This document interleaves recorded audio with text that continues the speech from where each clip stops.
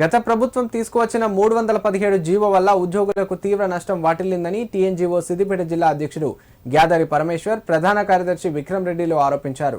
నీళ్లు, నిధులు, నియామకాలు అనే ట్యాగ్లైన్ పై పోరాడి తెచ్చుకున్న తెలంగాణలో 317 జీవో వల్ల స్థానికత కోల్పోతున్నామని ఆయన ఆందోళన వ్యక్తం చేశారు. సిద్దిపేట జిల్లా కేంద్రంలోని టీఎన్జీఓ భవన్లో వారు మాట్లాడారు. కాంట్రిబ్యూషన్ పెన్షన్ స్కీమ్ సిపిఎస్ విధానాన్ని రద్దు చేస్తూ పాత పెన్షన్ విధానాన్ని అమలు చేయాలని గ్యాదరి పరమేశ్వర్ డిమాండ్ చేశారు. కొత్తగా ఏర్పడిన కాంగ్రెస్ ప్రభుత్వం మా సమస్యలను పరిష్కరిస్తుందని నమ్మకంతో ప్రభుత్వ దృష్టికి తీసుకుపోవడం జరిగిందని తెలిపారు. ఉద్యోగుల సమస్యల పరిష్కారం కోసం 317 జీవో వల్ల ఏర్పడుతున్న ఇబ్బందులను పరిష్కరించేందుకు, అలాగే సిద్దిపేట జిల్లా పాత జోన్ అయిన హైదరాబాద్ జోన్లో కలపాలని ప్రభుత్వం దృష్టికి తీసుకెళ్లామని చెప్పారు. ఉద్యోగులు ఎదుర్కొంటున్న సమస్యల పరిష్కారం కోసం ప్రభుత్వం సానుకూలంగా స్పందించి సమస్యలను త్వరలోనే పరిష్కరిస్తుందని ఆశాభావం వ్యక్తం చేశారు. సిద్దిపేట జిల్లాలో పనిచేస్తున్నటువంటి ఉద్యోగ సోదరిమణులకు ప్రస్తుతం జరుగుతున్న ఉద్యోగులు ఎదుర్కొంటున్న సమస్యలపై, దాంతోపాటు మొన్నటికి మొన్న ఏర్పాటైనటువంటి గత ప్రభుత్వంలో ఏర్పాటు చేసిన 317 జీవో ఆధారంగా ఉద్యోగులు ఎన్ని రకాల ఇబ్బందులు ఎదుర్కొన్నారంటే ఆ ఇబ్బందులందరినీ తొలగించడానికి కోసం ప్రస్తుతం ఏర్పాటైన ప్రభుత్వం ఒక కమిటీని ఏర్పాటు చేసి, ఆ కమిటీకి 3 మంత్రులతోటి ఒక చైర్మన్, 2 సభ్యులను ఏర్పాటు చేసి 317లో ఉన్న సమస్యలను పరిష్కరించే దిశగా నిన్న సెక్రటరియట్లో కొన్ని దరఖాస్తులు తీసుకోవడం జరిగింది. దాంట్లో భాగంగా సిద్దిపేట జిల్లాకు కూడా అన్యాయం జరిగిందని తెలియజేయడానికి మేము ముందుకొచ్చి ఈ విషయం చెప్పడానికి ప్రయత్నం చేస్తున్నాం.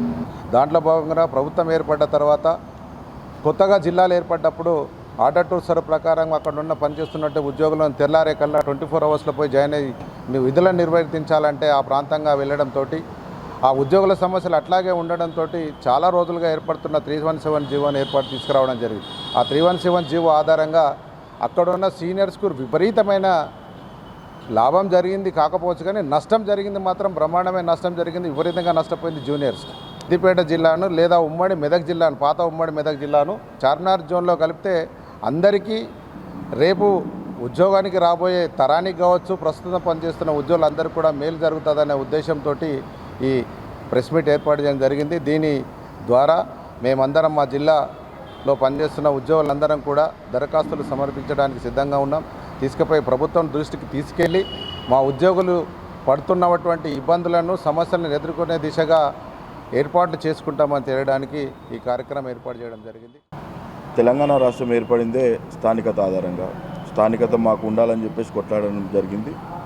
అలాగే నూతన జిల్లాలు ఏర్పడిన తర్వాత 317 జీవో వచ్చిన తర్వాత స్థానికత లేకుండా ఎక్కడెక్కడనో తీసుకొని వెళ్ళడం జరిగింది. జిల్లాలలో స్థానికత లేదు, ఎక్కడ కూడా స్థానికత లేకుండా చేయడం జరిగింది. దీనివల్ల ఉద్యోగులందరూ తీవ్రంగా నష్టపోవడం ద్వారా వచ్చిన రాష్ట్ర ప్రభుత్వం దామోదర్ రాజనరసింహ గారి నేతృత్వంలో సబ్ కమిటీ ఏర్పాటు చేయడం జరిగింది. ముందుగా దానికి రాష్ట్ర ప్రభుత్వానికి కృతజ్ఞతలు తెలియజేస్తూ 317 జీవో చాలా లోపుష్టంగా ఉందని చెప్పేసి ఆనాడు కూడా మేము మాట్లాడడం జరిగింది.